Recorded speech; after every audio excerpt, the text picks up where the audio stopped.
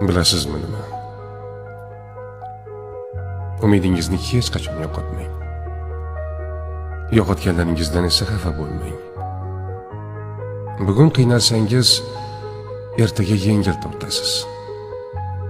Bugun xafa bo'lsangiz, ertaga baxtli bo'lasiz. Bugun yuzingizga bir eshik yopilgan bo'lsa, ertaga 1000 bir eshik ochiladi. Sabrli bo'ling.